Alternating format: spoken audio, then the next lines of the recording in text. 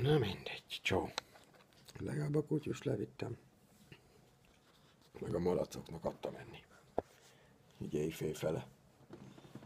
Legalább a kutya akkor sokáig aludhat holnap. Diával.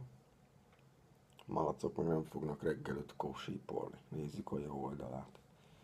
Nem értem, mi volt ez, bazd meg, ez a szarkavarás.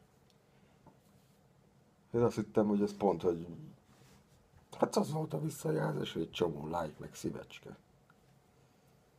Akkor mondtam, hogy akkor most egy kicsit félre vonulok, azt akkor holnap ez a régi dolgok. Baromi family lejátszási lista, anyád rész lejátszási lista, és füzetbe itt írkálom, meg tervezem a dolgokat, mert Hörbi híradó 1000 éve nem csináltam.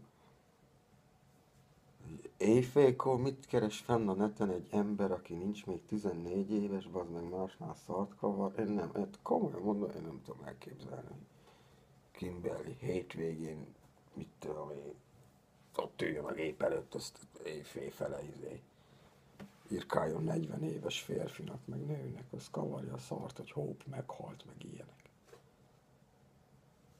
Nem tudom elképzelni. Szerintem a szülei vinnék is pszichológushoz, hogy ez mi. Azért ez durva. Ebből jót akar nesze. Mondjuk azzal elbaszták, hogy én nem vagyok egy visszaalvós típus, szóval ha most nekem ennyi volt az alvás, az 1 óra hossza, akkor csak nem holnap fog ez elindulni, amiket terveztem.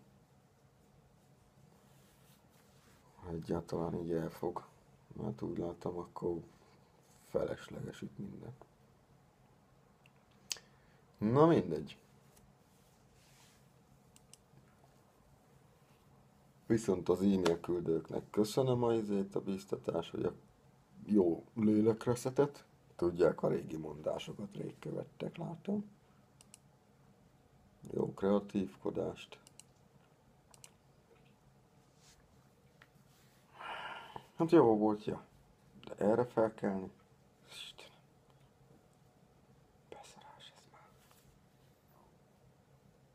Erre kell valami.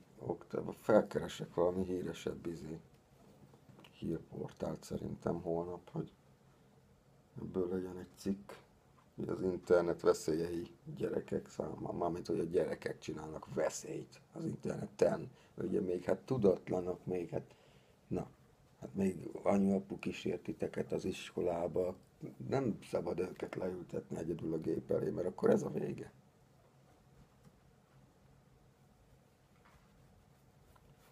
Ja, holnap majd felkeresem a 444-et, az múltkor is írták, hogy jó volt a közös munka.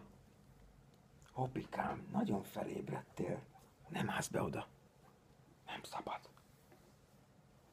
Csicsikálj most már vissza.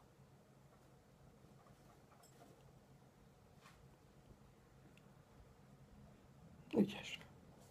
Vissza csicsikált. Jó van, este van már.